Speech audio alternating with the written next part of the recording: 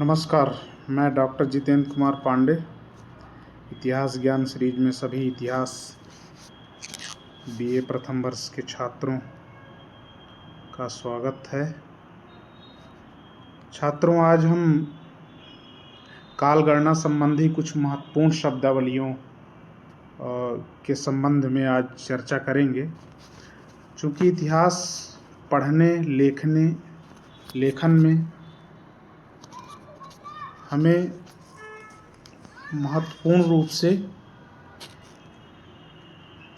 इसकी आवश्यकता पड़ती है और इसका जो संदेह है वह हमेशा बना रहता है कि संवत क्या है, ईसा पूर्व क्या है, ईसवी सन क्या है। इस संबंध में हम आज चर्चा करेंगे। तो कालगणना है क्या? छात्रों, जब से यह सृष्टि का जन्म हुआ है तो हमेशा से यह एक प्रश्न रहा है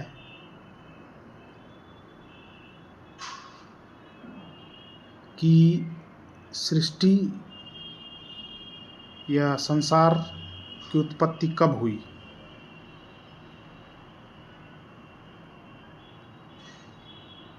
और यह कब तक रहेगी, इसका काल यानी समय कब से है, यह कब तक रहेगा। इस तरह के प्रश्नों हमारे मन में और दिमाग में चलते रहते हैं। छात्रों, आधुनिक वैज्ञानिक हैं स्टीफन हॉकिंस, जिनकी एक पुस्तक है the brief history of the times, यानी समय का संक्षिप्त इतिहास। ब्रीफ हिस्ट्री ऑफ टाइम्स, समय का संक्षिप्त इतिहास। इसमें उन्होंने समय के बारे में बहुत ही विस्तार से चर्चा की है, जिसको बिग बैंग थ्योरी के माध्यम से उन्होंने सामने रखा है। इस में उन्होंने कहा है कि सृष्टि और समय एक साथ आरंभ हुई, मतलब जब से सृष्टि जन्म ली तभी से समय भी प्रारंभ हुआ। और यह समय कब तक रहेगा? तो जब तक सृष्टि रहेगी तब तक यह समय रहेगा। किंतु स्टीफन हॉकिंस के इस सिद्धांत पर एक प्रश्न यह जरूर उठता है कि सृष्टि के पहले क्या था?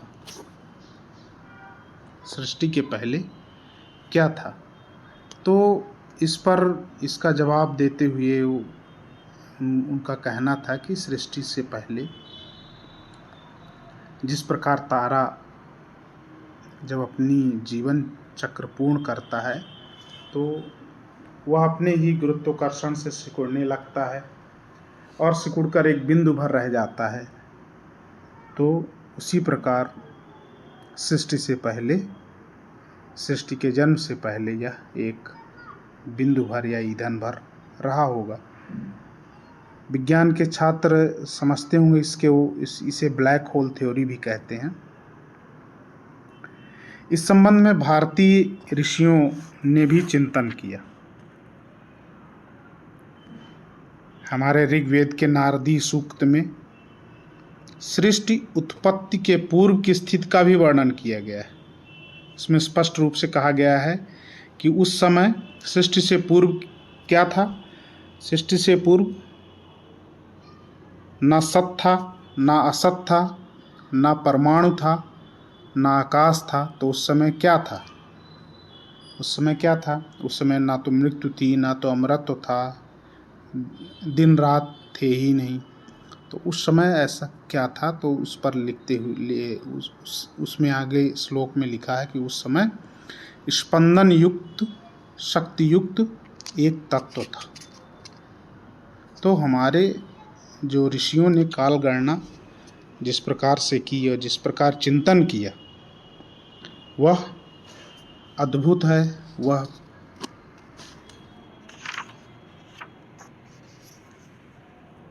सबके सामने किन्हीं कारणों से नहीं आ पाया। शिष्ट के पूर्व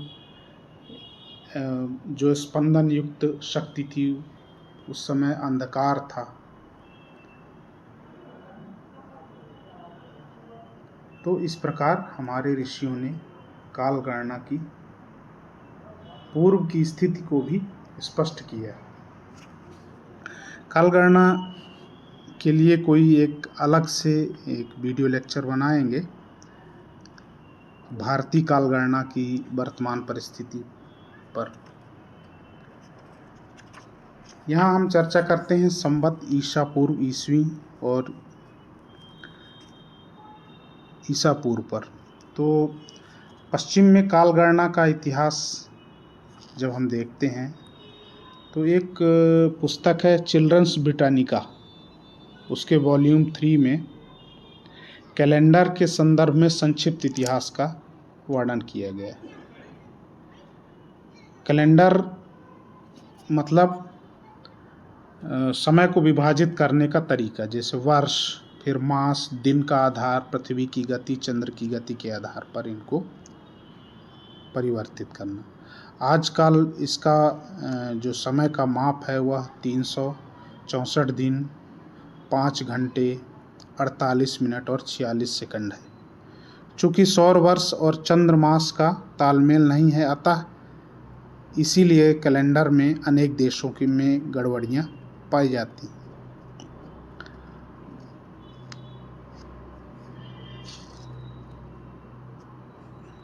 विभाजन की इस प्रकार की घटना के संबंध में आप अपने स्लाइड में भी देख रहे होंगे।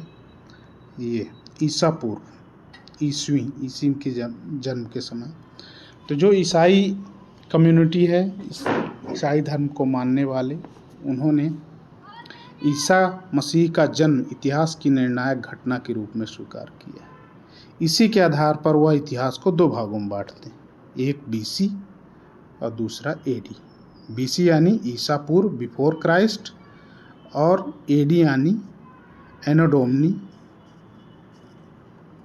ईस्वी in the year of Lord, our Lord. Anno Domini का अर्थ है in the year of our Lord. तो इस प्रकार निर्णायक रूप से ईसा मसीह के जन्म को मध्य बिंदु मानते हैं। ईसा मसीह के जन्म के पूर्व की घटनाओं को ईसा पूर्व और बाद की घटनाओं को ईसवी सन के रूप में प्रदर्शित करने का प्रयास करते हैं। पश्चिम भारतीय काल गणना में महत्वपूर्ण रूप से है Roman calendar, Julian calendar, Gregorian calendar. तो अपने को ग्रेगोरियन कैलेंडर ही मुख्य रूप से देखना है कि ग्रेगोरियन कैलेंडर क्या है। 16वीं शताब्दी में जूलियस कैलेंडर में 10 दिन बढ़ गए थे और चर्च फेस्टिवल, ईस्टर आदि में गड़बड़ियाँ आने लगी थी। तो उस समय के जो तत्कालीन पोप थे, उन पोप के अनुसार उन्होंने इसको सुधारने के लिए एक समिति बनाई।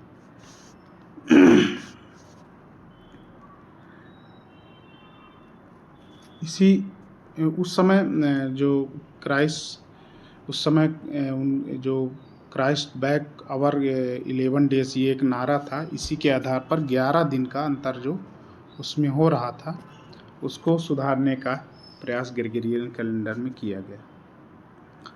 इस प्रकार हम देखते हैं कि ग्रेगोरियन कैलेंडर के आधार पर ही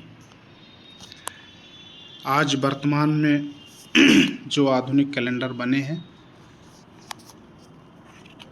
उनका प्रचलन चल रहा है। किंतु ऐसा नहीं है कि ग्रेगोरियन कैलेंडर के पूर्व क्या समय की गणना नहीं हो रही थी?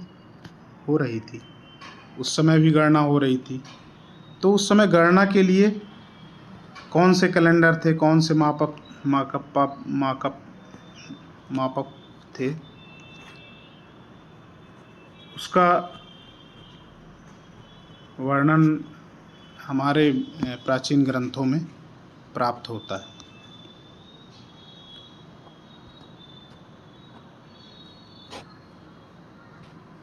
प्राचीन ग्रंथों में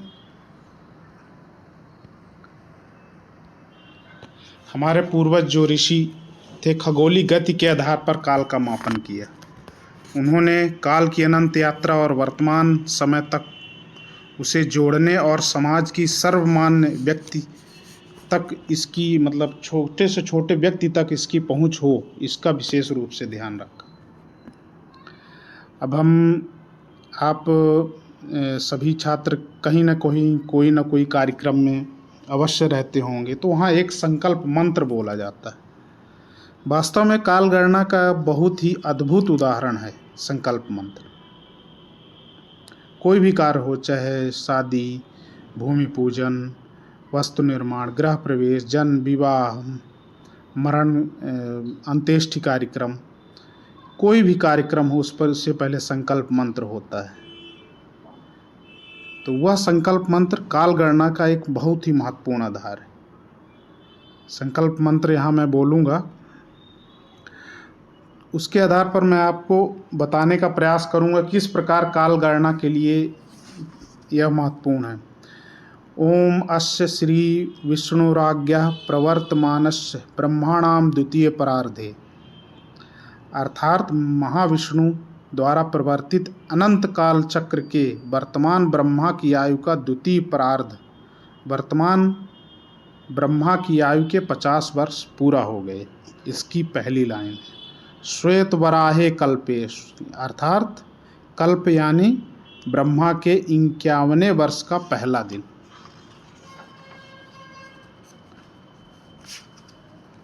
वैवस्वत मनवंतरे, ब्रह्मा के दिन के 14 मनवंतर होते हैं, उसमें से 7वां मनवंतर वैवस्वत मनवंतर चल रहा है। अष्टाविंशतितमे कलयुगे, एक मनवंतर में 71 चतुर्युग होते हैं, उनमें से 28वीं चतुर्युग का कलयुग चल रहा है। कलयुगे प्रथम चरणे, कलयुग का प्रारंभिक समय। कलि वसंते युगा शब्दे, कलि संवते युगाब्दे। तो कलि संवत जो अभी लगभग 5100 के आसपास चल रहा है। इसके बाद अगला है जम्बूद्वीपे, जम्बूद्वीप अर्थात ब्रह्मवर्त, भारत खंडे, भारत देश। फिर इसके बाद आप संकल्प में नाम बुलवाते हैं, अमुक स्थान है, किस स्थान में, अमुक संवत्सरे, संवत्सरे, संवत्सर का नाम, अमुक अयाने, उत्तरायण है कि दक्षिणायन, सूर्य, अमुक ऋतो, ऋतु कौन सी है, अमुक मासे, कौन सा मास है, अमुक पक्षे, पक्ष कौन सा है, अमुक तिथियों, तिथि कौन सी है, अमुक वासरे, वासरे अर्थात दिन कौन सा है, अमुक समय, अमुक व्यक्ति।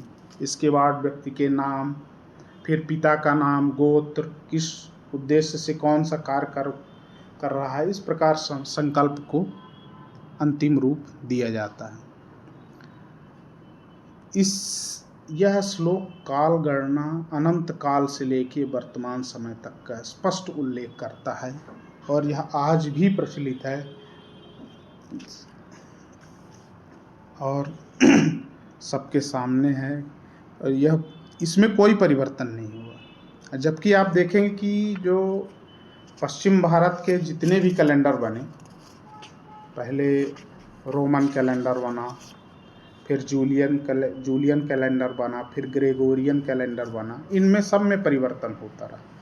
उसके पहले भी जो काल गणना की स्थिति थी, उसमें उनका ज्ञान आधा अधूरा और अनेक गड़बड़ियाँ थी, लेकिन यह उस समय से आज तक चला आ रहा है संकल्प, इसमें कोई परिवर्तन नहीं हुआ। तो इस प्रकार हमारा काल गणना पूर्णतः वैज्ञानिक भी है और व्यवस्थित भी है। तो अब हम चलते हैं कि काल गणना में जो कलि संवत है वह ऐहोल अभिलेख में सर्वप्रथम पाया गया है 634 ईस्वी में उल्लेख है। कली संवत जो है 3102 ईसा पूर्व माना जाता है। विक्रम संवत गुजरात के ओखा मंडल के शासक जयदेव के शिलालेख में सर्वप्रथम अंकित है, जिसमें 794 विक्रम संवत का उल्लेख है। स्क्रीन में आप देख रहे हैं विक्रमादित्य द्वारा शकों की विजय के रूप में 57 ईसा पूर्व में विक्रम संवत की शुरुआत की गई है। शक संवत 78 ईस्वी में शुरुआत की गई है। इसे शकों द्वारा अधिक उपयोग किए जाने के कारण इसे शक संवत कहा गया। 22 मार्च 1957 को, जैसा कि आप स्क्रीन में देख रहे हैं, 22 मार्च 1957 को भारत सरकार द्वारा 22 मार्च 1957 को भारत सरकार द्वारा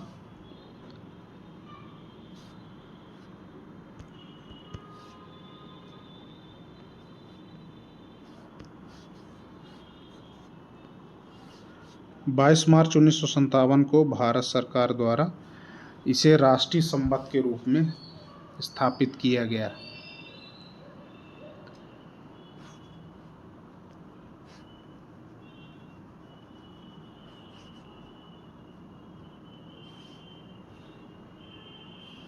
राष्ट्रीय संवत के रूप में स्वीकार किया गया। दक्षिण भारत में शक संवत को शालिवाहन शकांद कहा जाता है। दक्षिण भारत में शक संवत को शालिवाहन शकांद कहा जाता है। कलचुरी संवत कलचुरी या चेद संवत ये 248 ईस्वी में शुरू हुआ। ईश्वर सेन जो अभीरवंशी शासक द्वारा प्रारंभ किया गया। चेद के कलचुरियों द्वारा इसे अपनाया गया। इसे चेद संवत भी कहते हैं।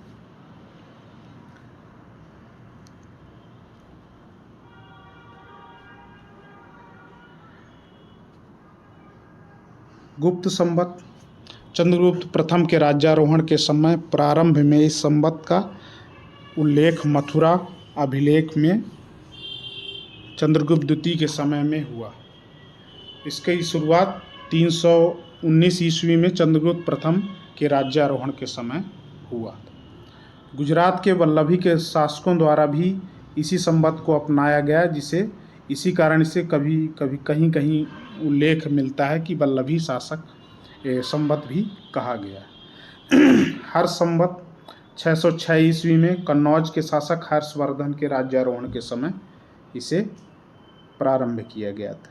1019 ईस्वी में बंगाल के शासक जो सेन वंशी शासक थे लक्ष्मण सेन ने आरंभ कराया था, इसलिए इसे लक्ष्मण संवत भी कहा जाता है।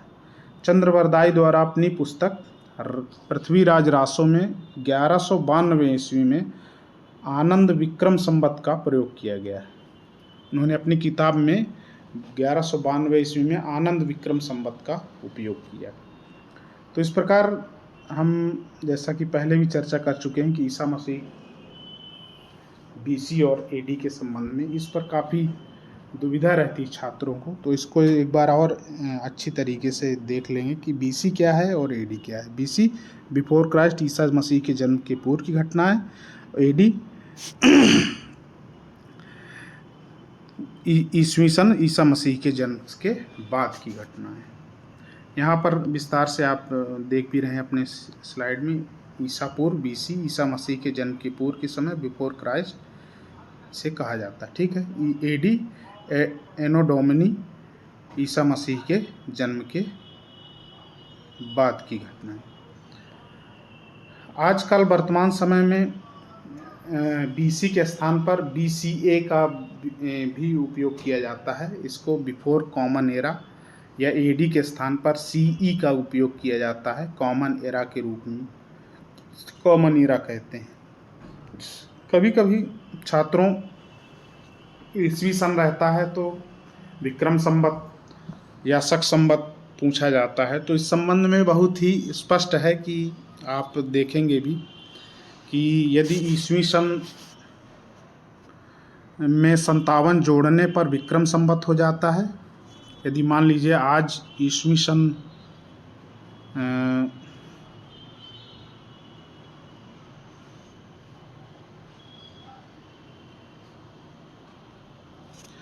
ईस्वी सन में यदि मान लीजिए आज वर्तमान समय में 2000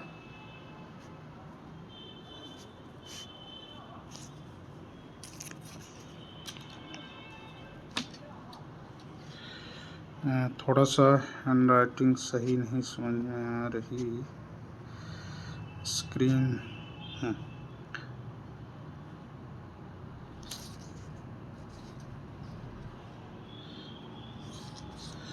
2023। अब इसको यदि विक्रम संवत में करना है तो क्या जोड़ना है? 57। कितना हो जाएगा? 7 3 10, 5 2 7, तो 2070। अभी संवत कौन सा चल रहा है? 2070। और यदि शक संवत, यदि संवत हो और ईस्वी सन चाहिए तो कितना होगा? 57 घटा देंगे।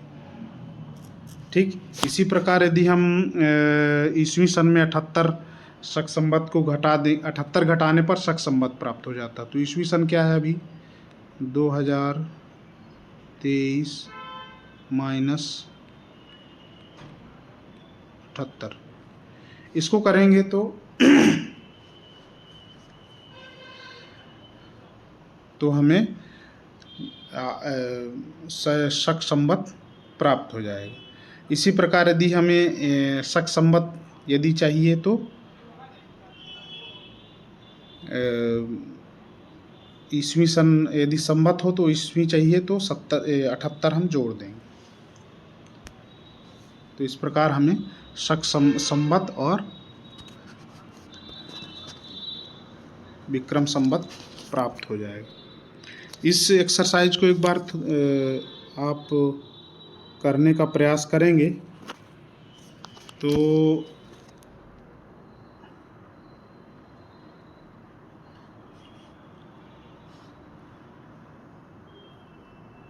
समझ में आ जाएगा। एक बार इसको करने की ज़रूर कोशिश करें।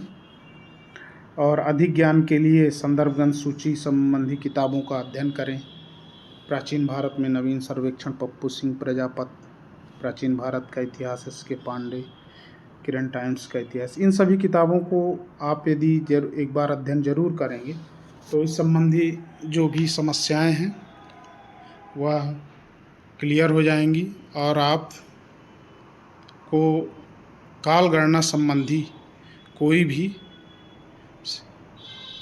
किसी भी प्रश्न का उत्तर दे पाएंगे और अपनी शंकाओं का समाधान, आपकी शंकाओं का समाधान होगा। आशा करता हूं कि इस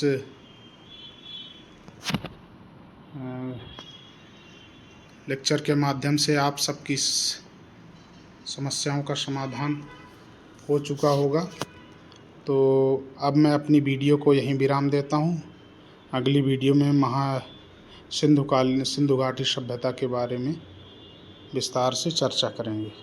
नमस्कार, धन्यवाद।